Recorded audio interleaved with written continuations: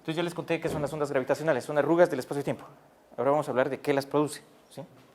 Entonces no las produce una masita tan bonita como la Tierra girando, ¿sí? Las ondas gravitacionales las pueden producir, necesitan ustedes arrastrar el espacio-tiempo, ¿sí? O sea, necesitan mover mucha masa, pero mucha masa, y esa masa tiene que estar en una configuración que no es simétrica, como la Tierra. Y entonces las ondas gravitacionales las producen sistemas asimétricos, donde tenemos, por ejemplo, un sistema binario, no es simétrico, es decir, son dos esferas, pero hay un eje de simetría que no es simétrico, porque no es igual por todos lados, ¿sí? Eso significa simétrico, entonces es asimétrico. Y entonces un sistema binario podría producir ondas gravitacionales, pero son muy chiquititas, ¿sí? Son todavía más pequeñas que esto. Entonces, para poder detectar ondas gravitacionales medibles, un poco más grandes o de este orden, necesitamos irnos a las cosas más extremas, ¿sí? Que no se conocían cuando Einstein publicó todo esto, ¿sí? Ni mucho menos cuando Schwarzschild descubrió su solución a la métrica de Schwarzschild. Entonces, vamos a irnos a otro periodo del tiempo, ¿sí? Y disculpen que los lleve de esta manera, pero es que quiero que entiendan, o por lo menos que intenten imaginarse qué es esto, ¿sí? Entonces, la gente descubrió que orbitando a Sirio, todos conocen Sirio, ¿sí? Un astrónomo, Adams, en 1923 observó que Sirio se bamboleaba, ¿sí? Sirio no va en el cielo moviéndose de una manera recta, sino que va haciendo unas pequeñas oscilaciones, ¿sí? A veces está más cerca y a veces está más lejos de la Tierra. Y eso se debe a que Sirio tiene una compañera, ¿sí? Es Sirio B y es una estrella enana blanca, ¿sí? Ahí se descubrió un objeto extraordinariamente denso, ¿sí? Y compacto. Compacto porque es del tamaño de Urano, ¿sí? 50.000 kilómetros, pero con una vez la masa del Sol, ¿sí? Es como que ustedes agarren el Sol y lo compacten a una pelota del tamaño de Urano, ¿sí? Es muy compacto. La densidad de eso es del orden de 1.000.000 de gramos por centímetro cúbico, 1.000.000 de veces la densidad del agua, ¿sí? Entonces, en 1923 aparecen las enanas blancas.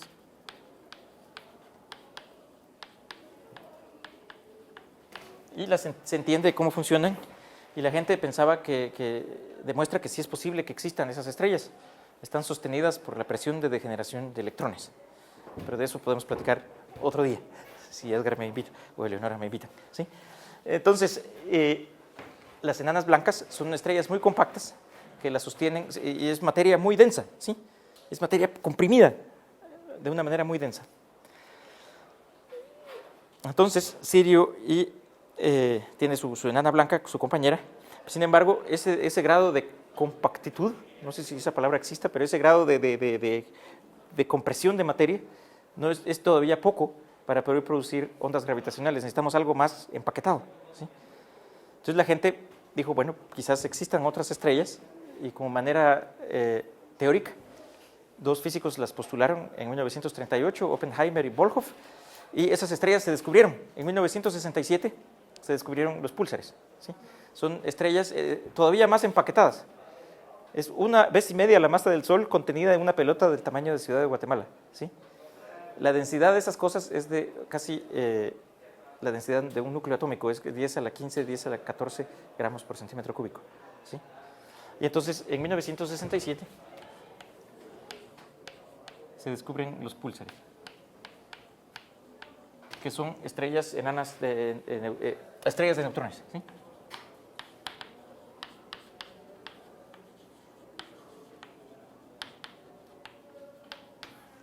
¿Sí? ¿Podrían las estrellas de neutrones producir ondas gravitacionales? Sí, pero las necesitamos en una binaria, ¿sí? Y eso apareció en 1974. Siempre confundo los primeros nombres, pero los apellidos no. Es Russell Holtz y Joseph Taylor, dos astrónomos que trabajan en Princeton ahora, descubrieron un sistema binario de estrellas de neutrones, ¿sí? Ese sistema se llama,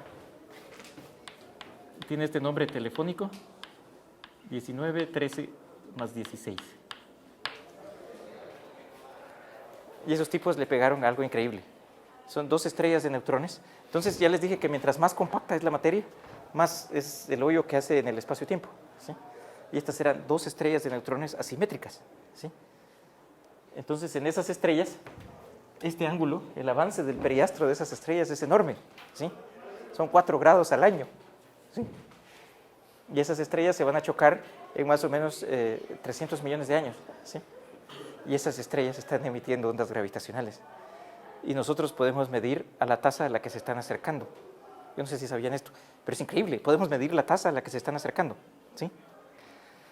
Y debido a que se están acercando y van a tener un abrazo infernal dentro de 300 millones de años, esas estrellas, lo que hace que se acerquen, significa que el sistema está perdiendo energía, ¿sí?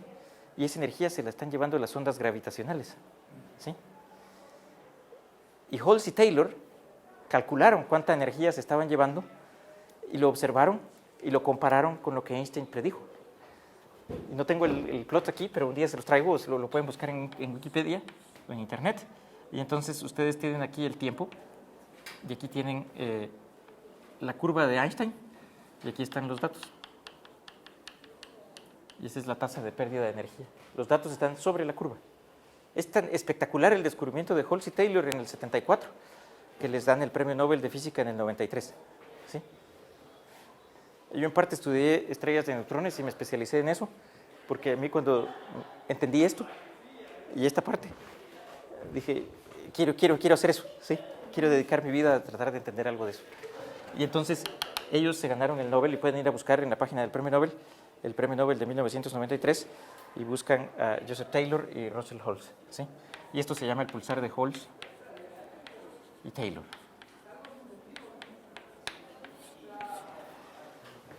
Eso fue extraordinario, porque era la primera vez que existía evidencia indirecta de que las ondas gravitacionales existían, ¿sí?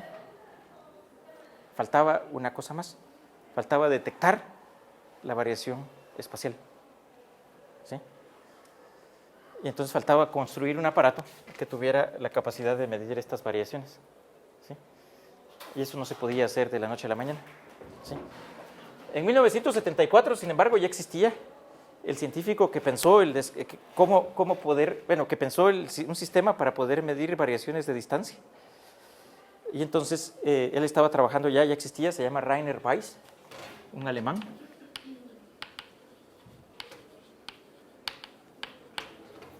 Y Rainer se le ocurrió, él dedicó su vida a trabajar interferómetros láseres, ¿sí? Y los interferómetros pues, son los aparatos que nos sirven para poder medir distancias. Si ustedes van a una empresa sofisticada donde tengan que mover máquinas, por ejemplo, donde hacen los aviones Airbus, para poder alinear el ala del avión y poder pegarla al fuselaje, que saben que esos aviones llegan por partes a Toulouse, y entonces para poder alinearlos correctamente usan láseres, ¿sí? Interferómetros láseres. Y así es como pueden medir con una precisión de milésimos de milímetro si tienen que mover el ala un poquito para adelante, un poquito para atrás, un poquito a la izquierda o a la derecha o arriba o abajo, ¿sí? Y ahí pegan el ala, le ponen los pernos y en pocos meses, en pocas semanas sale un avión entero fabricado y cada parte fue hecha en diferentes partes del mundo, ¿sí? Entonces para eso sirve un interferómetro. Entonces Rainer Weiss trabajó en interferometría, ¿sí? Y ocurre que al mismo tiempo se estaba graduando otro físico que es famoso, y ustedes estoy seguro que lo conocen, porque es el director científico de Interestelar, se llama Kip Thorne, ¿sí?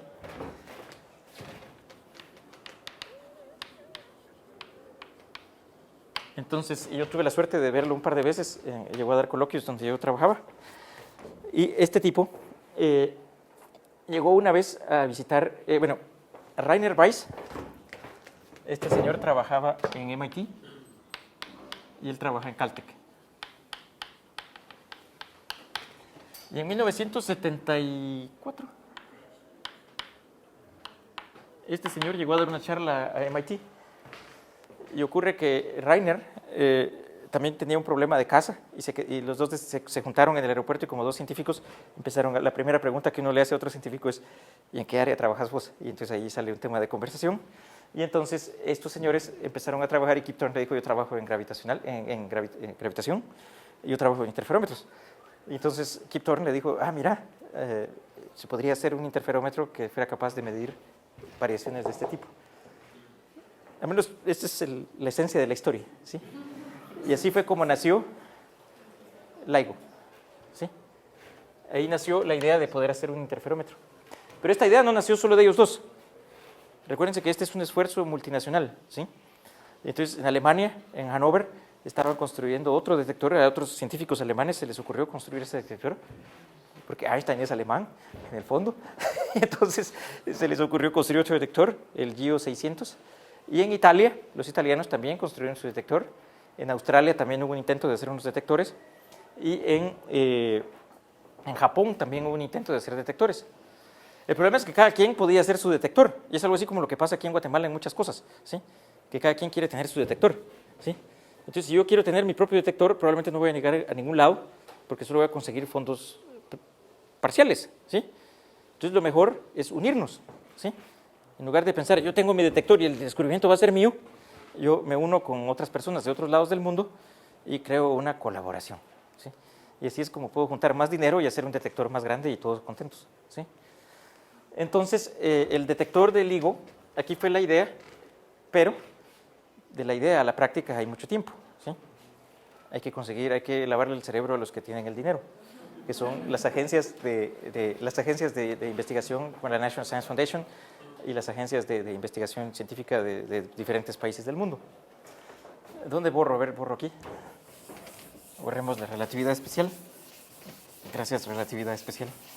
Y entonces, en 1984 se crea en Estados Unidos, se logra empezar a mover a la gente para construir un detector. Pero como sale en la película de Contacto, que estoy seguro que algunos la han visto, ¿por qué construir un detector si podemos construir dos? Por el precio de dos, ¿sí? Entonces, se decidieron construir dos detectores. ¿Por qué? Porque así aseguraban que pudieran tener dos detecciones independientes, ¿sí? Porque si una onda gravitacional no iba a pasar solo por Guatemala, iba a pasar por todo el mundo. Iba a hacer que el mundo se engordara y se adelgazara por un breve instante en todo el mundo, ¿sí? Entonces, si una onda pasaba, tenía que verse en todos lados. Entonces, solo quiero hacer un pequeño paréntesis, porque estos no son los únicos esfuerzos para detectar ondas gravitacionales, ¿sí? La gente ha pensado en otras formas de detectar ondas gravitacionales, porque las ondas gravitacionales dependen de qué tan masivas sean las... A ver, déjenme... Ahí está. Entonces, tenemos un sistema binario. Entonces, las ondas gravitacionales dependen de qué tanta masa pongo yo en el centro de los componentes, ¿sí? Entonces, básicamente, la curvatura, ¿se acuerdan? La Tierra solita hacía un agujerito, pero si tengo dos sistemas que están rotando, lo que hacen es arrastrar el espacio-tiempo y generan estas ondas, ¿sí? Espacio-temporales. Entonces, dependiendo qué tanta masa tengo, es qué tipo de ondas puedo yo tener y qué detector necesito, ¿sí? Entonces, el primer esfuerzo eran interferómetros. Vamos a poner aquí.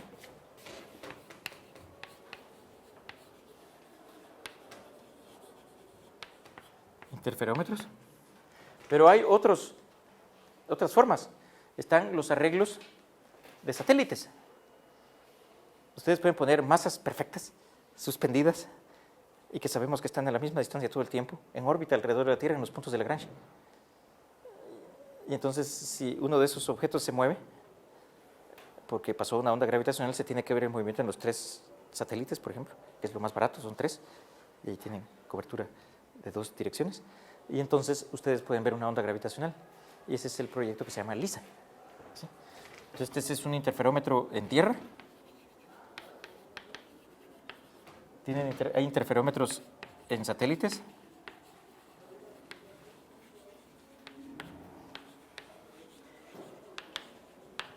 Y hay interferómetros. Y hay otro método. Bueno, estaban los cilindros de Weber, pero Weber, esos cilindros, pobre Weber, no llegó a ningún lado. Pero hay otro método, ¿sí? Que consiste en usar pulsares. Los pulsares, otra vez. Los pulsares, hay pulsares que giran muy rápido. Tan rápido que en un segundo ustedes pueden recibir 1000 pulsos del pulsar. Entonces esos pulsares se pueden usar como relojes. Son como relojes gratis que puso la naturaleza por todos lados. Y entonces ustedes pueden medir dilataciones temporales en los relojes. Si una onda gravitacional pasa, y si ustedes tienen un relojito muy bien calibrado por ahí, entonces si una onda gravitacional pasa, el periodo del pulsar va a sufrir una dilatación. Entonces a veces les va a llegar o antes o después, ¿sí? Si la onda está pasando y se está alejando, se está acercando o se está alejando, va a crear un efecto Doppler en el espacio-tiempo, ¿sí? En el tiempo. Y entonces esos se llaman los arreglos de pulsares. Y esos se llaman pulsar timing arrays.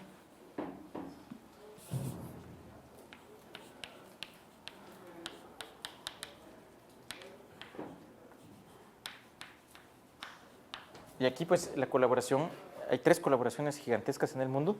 Está una que se llama Nanograv,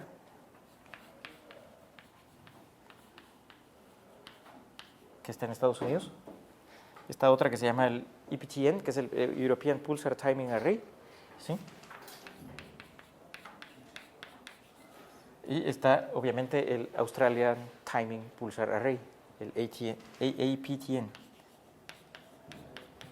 Y los 3 son 3 grupos que están usando los radiotelescopios más grandes del mundo y que han estado observando pulsares de milisegundos por los últimos 30 años, tratando de medir una de estas variaciones. ¿Sí? Y la lotería se la podían ganar ellos o ellos, cualquiera de esos. ¿Sí? Solo que eran diferentes tipos de billetes de lotería. Esto es lotería, vale para pulsares, para estrellas, bueno, objetos que tienen masas del orden de décimas, ¿cómo se llama? De decenas o hasta centenas de masas solares. ¿Sí? Agujeros negros un poco gordos, pero agujeros negros que se formaron por explosiones de supernovas. ¿Sí? Estos podían detectar agujeros negros más gordos, los que ocurren cuando ustedes tienen 2 galaxias coalesciendo, ¿sí? Que son agujeros negros de millones de masas solares, agujeros negros supermasivos. ¿Sí? Entonces estos hay que ir al espacio para verlos. Y estos también podían detectar, como trabajan a otras frecuencias, agujeros negros también supermasivos de la colisión de galaxias. ¿Sí? Entonces esto era una bomba de tiempo. Este grupo está funcionando, este grupo está funcionando. Los arreglos de pulsars empezaron a funcionar desde hace como 30 años más o menos. Y a veces han estado cerca de detectar las ondas gravitacionales. ¿Sí? Pero no han tenido, como es muy difícil detectar una de estas cosas, porque es básicamente el mismo principio, solo que en el tiempo. Estos funcionan con relojes, digamos, y estos funcionan con cosas que podemos medir distancias. ¿Ya? Entonces, LIGO se empezó a financiar en el 84, o sea, los primeros pasos, digamos, y luego la gente empezó a creer en el proyecto, y fue hasta después de los 2000 cuando el LIGO empezó a hacer science runs, a empezar a hacer observaciones, ¿sí? Porque había que construir eso. La construcción fue porque a Rainer se le ocurrió hacer una especie de péndulos, espejos que son como péndulos que se cuelgan.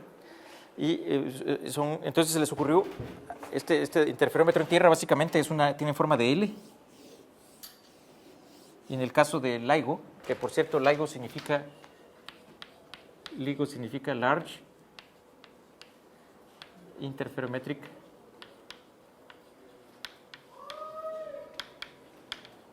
Gravitational Wave Observatory.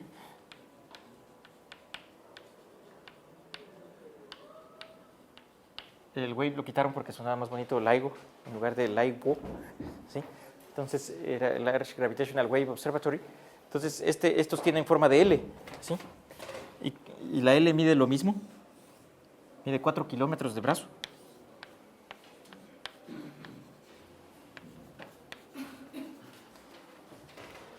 Entonces es como construir un túnel que tiene que estar perfectamente al vacío, de aquí al centro más o menos, y de aquí en una dirección a 90 grados, digamos, a Villanueva, no sé, que tiene que estar perfectamente nivelado, un poco antes de Villanueva, pues, pero por ahí por la universidad, ¿sí? Entonces es una L, y entonces básicamente como funciona es que lanzan un haz de láser. Entonces aquí hay un espejo que difracta, entonces refleja una parte del láser en esta dirección. Aquí hay otro espejo, aquí hay otro espejo. Entonces el haz viene para acá, un haz viene para acá y rebota.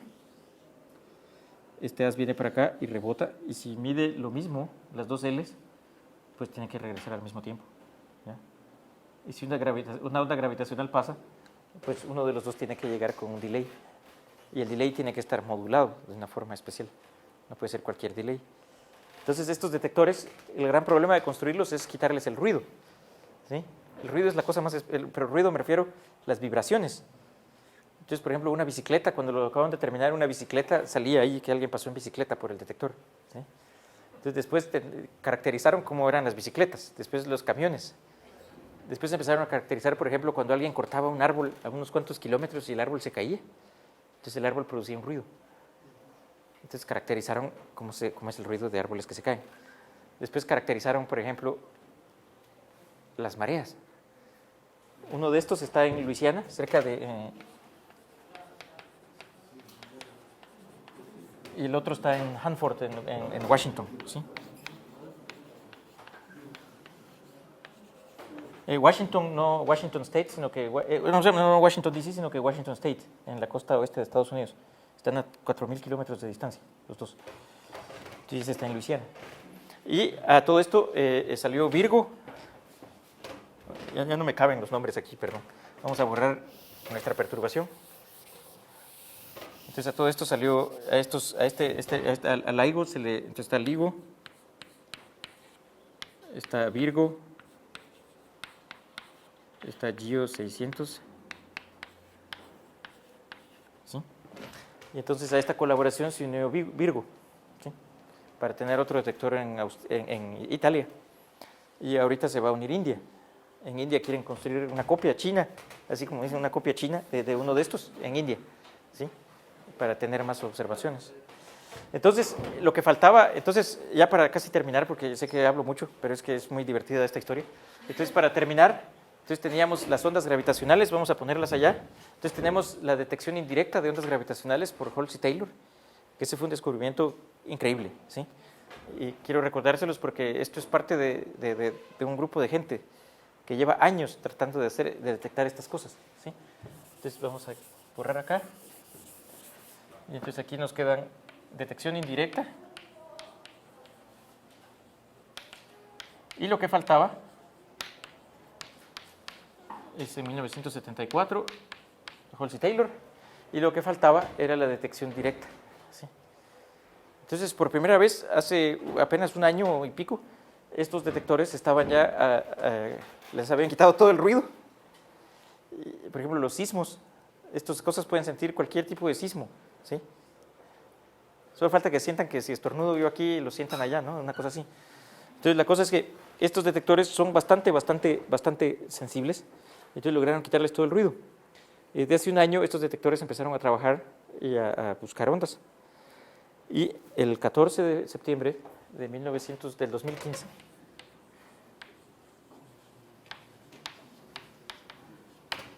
apareció una señal, ¿sí? La señal, justamente, eso es bien chistoso también. Los detectores están en Estados Unidos, pero la señal la detectó Roberto Drago, que estaba en Hannover, en Alemania. Parte de su trabajo era ir todos los días, servirse un café, sentarse en la computadora y abrir todos los archivos de ruido de cosas que eran detecciones, ¿sí? Y en eso se topó con un plot como este, ¿sí? Entonces su primera reacción fue llamar a los jefes y decirles, disculpen, alguien estuvo haciendo pruebas de ingeniería, ¿sí? No, nadie ha estado haciendo pruebas de ingeniería en los últimos meses, en el último mes. Después llamar a los administradores, porque para que esto funcionara, los administradores, que eran los jefes, los 4 jefes más altos del proyecto, tenían, por molestar de vez en cuando, inyectaban una señal, ¿sí? Y eso era para que todo el equipo estuviera entrenado por si esto de veras pasaba, ¿sí? Entonces llamó a la gente y les dijo, bueno, inyectaron alguna señal, porque yo sé que inyectan señal. Bueno, no les avisaban, pero él quería estar seguro que no era una señal y que había seguido todo el protocolo. Entonces, no, nadie ha inyectado señales. Bueno, entonces tengo esto. Y desde ese día la gente de todo el proyecto no pudo dormir y tuvo que, pues, tratar de mantener la boca cerrada, ¿sí? Yo desde diciembre, cuando vino aquí en Guatemala, hay un señor que trabaja en un interferómetro que se llama LISA, que se llama Julio Gallegos, quizás lo han escuchado. Entonces él vino a la Escuela Guatemalteca de Astrofísica, que organizo cada 2 años. El año pasado él estuvo como expositor y él nos contó que tenían algo ahí, ¿sí? Obviamente uno no podía decir que es algo así como Harriet, el de Harry Potter, cuando sabe los passwords o sabe que en este salón hay un cancerbero, pero yo no les puedo decir, pero hay un cancerbero. Entonces, algo así. Y entonces estaba en boca de todos los científicos, pero todos pensamos que no se trataba de algo tan espectacular, ¿sí? Pensamos que era una detección indirecta de algo. Y bueno, entonces todos empezamos a sospechar que era algo extraordinario cuando empezaron a aparecer rumores de gente más alta en la jerarquía científica. Krauss, por ejemplo, le escribió en Twitter, John Krauss, y sobre todo cuando la gente del LIGO empezó a convocar a una conferencia de prensa el 11 de febrero. ¿Sí? Y entonces llegó el día, y el 11 de febrero, yo hasta les puedo decir cómo me levanté y les puedo escribir todo el día, porque yo sabía que ese día tenía que estar a las 9:30 hora de Guatemala en la universidad con una computadora conectada al internet, conectado a la conferencia de prensa del LIGO. ¿Sí? Así, ese día para mí es el pináculo del día. ¿Sí? Y entonces llegó la hora, empezó la conferencia de prensa y Ritschke, el jefe ejecutivo de LIGO, después de una introducción que hizo la señora Córdoba, que es la doctora Córdoba, que es la jefa de la National Science Foundation, la directora de la National Science Foundation, le dio la palabra a Ritschke, y Ritze dice, bueno, we have detected gravitational waves, we did it. Así empezó la conferencia de prensa. No sé si algunos de ustedes la vieron, pero era algo increíble, extraordinario. Y después lo que dijo fue, finalmente puedo hablar, finally I can speak openly about it, sin la censura, sin tener que estar pensando que no puede salírsele. ¿Sí? Y entonces, para mí significó mucho porque era ver, es el momento, ¿qué significa esto? Primero es esperar esto por 100 años, ¿sí? Son miles de personas las que trabajaron en esto, ¿sí? Por otra parte, es una de las cosas más nobles que pueden hacer los humanos, ¿sí? Hay gente que hace la guerra, hay gente que su conocimiento lo usa para diseñar armas para destruir otros humanos, pero esto es una de las cosas más hermosas que podemos hacer como especie, ¿sí? Y esto es la ciencia en acción, lo que vimos ese día. Era ver el esfuerzo de una especie por tratar de entender un poquito de la naturaleza, ¿sí? Y por ver que alguien extraordinario de nuestra especie, don Alberto, que ya lo borré, estaba en lo correcto, ¿sí? Porque faltaba detectarlas directamente, ¿sí? Y fue ver también el júbilo de poder presenciar, porque esa es una de las maravillas de esta época que nos toca vivir, de ver a un científico en el momento de anunciar algo, que es algo que probablemente les va a valer el premio Nobel de Física. Yo me atrevo a decir que ese es el Nobel de Física, si no este año, el año entrante o en unos pocos años. Pero ese es un Nobel de Física. Y no porque un premio sea, pero el premio es una manera de decirle a alguien, mira, hiciste un buen trabajo. Y en mi opinión, el premio Nobel de Física es uno de los más nobles también que pueden haber, ¿sí? Porque es una manera de reconocer a nuestra especie que somos capaces de hacer algo extraordinario, ¿sí? Un momento de envidia de la buena, porque cualquiera, al menos yo hubiera querido estar ahí en los pies de Ritze o de cualquiera de estos científicos, de Drago, cuando detectó esta señal, ¿sí? Es algo extraordinario, ¿sí? Y es un anuncio tan extraordinario que lo único que se le va a comparar en nuestras vidas, si es que lo vemos ese instante, es cuando se anuncie que hay otro planeta como la Tierra, ¿sí? Es lo único en ciencia que le puede llegar a la magnitud del descubrimiento que vimos el 11 de febrero. Algo extraordinario. Entonces, ¿qué detectaron? Detectaron dos agujeros negros coalesciéndose. Coalescer significa que se juntan. Un agujero negro de 29 y otro de 36 masas solares. Y cuando ustedes suman las masas, las cuentas no les quedan igual, porque hay 3 masas solares que se invirtieron en energía. E igual mc al cuadrado, solo que esta es energía que se la llevaron las ondas gravitacionales, ¿sí? Crear ondas gravitacionales es algo energéticamente muy difícil. Y entonces aquí están los dos detectores. Este es el de Hanford en Washington y el de Luisiana. Y ustedes pueden ver la señal que detectó Hanford, y allá está superimpuesta la señal que detectó las dos señales juntas, ¿sí? O sea, es una sobre la otra, es una señal, es casi que una huella dactilar sobre la otra. Estadísticamente la probabilidad de que eso pasara era 1 en millones, ¿sí? Lo calculan. Y luego sustraen la señal que predice Einstein, este es Numerical Relativity, esta es la señal que predijo don Alberto, y la sustraen y lo que queda es básicamente un ruido muy pequeño alrededor de cero. Esta es la resta de estas tres. ¿Sí? Y este es cómo se ve en el espectro de frecuencias. Aquí tenemos frecuencia. La frecuencia es una frecuencia audible, solo que obviamente nosotros no podemos verlas, no podemos oírlas, pero la frecuencia a la que está muestrando el instrumento, lo muestra acá. Este es el tiempo a medida que pasa, y en este eje, en color, está la potencia de la señal. Entonces se puede ver que era muy débil y de repente ¡wup! Es el famoso chirp que dicen, ¿sí? Porque la frecuencia aumenta a medida que pasa el tiempo, ¡wup! Como un pajarito, ¿sí? Y por eso le pusieron un chirp gravitacional. Y pueden ver que el chirp ocurre en el mismo lugar, en los dos lugares. Entonces, eso fue lo que se detectó. Se detectaron arrugas de estos dos agujeros negros coalesciéndose. Y bueno, esto ha despertado, ustedes si se meten a ver, hay una página que se llama el AstroPH, que es lo que leen todos los astrónomos del mundo en las universidades. Son artículos, al día siguiente el AstroPH estaba lleno de artículos, de gente tratando de explicar y de decir algo sobre esto, ¿sí? Entonces, es un descubrimiento extraordinario y bueno, yo con esto concluyo esta, espero que haya sido breve o no sé, exposición y